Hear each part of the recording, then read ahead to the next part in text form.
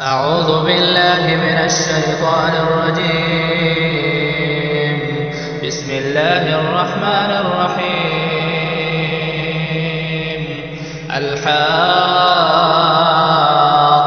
ما الحاقة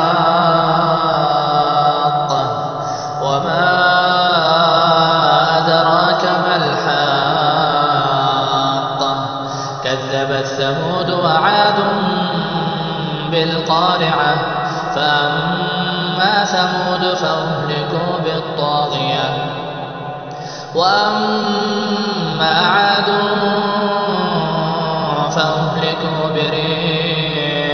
فأهلكوا بريح صرصر عاتية سخرها عليهم 7 ليال و8 أيام حصوما فترى القوم فيها صرعا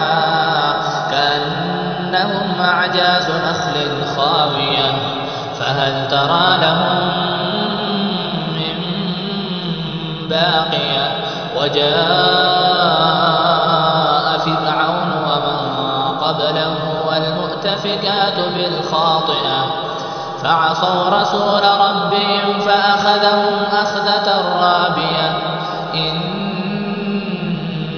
إنا لما طغى الماء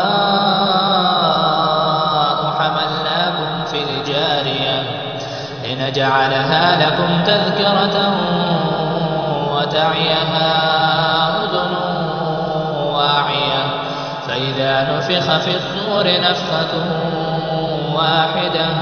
وحملت الأرض والجبال فدكتا دكة واحدة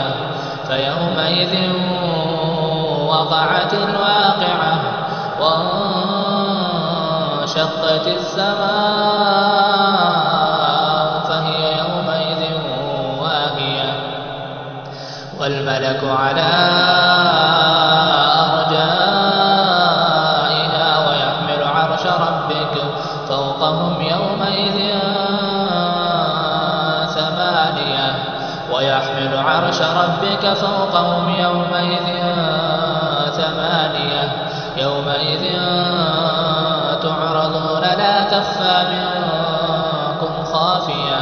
فأما من أوتي كتابه بيمينه فيقول هاؤم اقرءوا كتابيه إني ظننت أني ملاق حسابيه فهو في عيشة راضية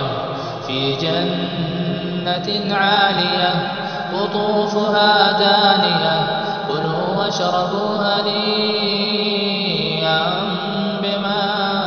أسلفتم في الأيام الخالية وأما من أوتي كتابه بشماله فيقول يا ليتني لم أوت كتابيه ولم أدر ما حسابيه يا ليتها كانت القاضية ما أغنى عني ماليه هلك عني سلطانيه خذوه فغلوه ثم الجحيم صلوه ثم في سلسلة زرعها 70 ذراعا فاسلكوه إنه كان لا يؤمن بالله العظيم ولا يحض على طعام المسكين فليس له اليوم هاهنا حميم ولا طعام إلا من غسلين لا يأكله إلا الخاطئون فلا أقسم بما تبصرون وما لا تبصرون إنه لقول رسول كريم وما هو بقول شاعر قليلا ما تؤمنون ولا بقول كاهن قليلا ما تذكرون تنزيل من رب العالمين ولو تقول علينا بعض الأقاويل لأخذنا منه باليمين ثم لقطعنا منه الوتين فما منكم من أحد عنه حاجزين وإنه لتذكرة للمتقين وإنا لنعلم أن منكم مكذبين وإنه لحسرة على الكافرين وإنه لحق اليقين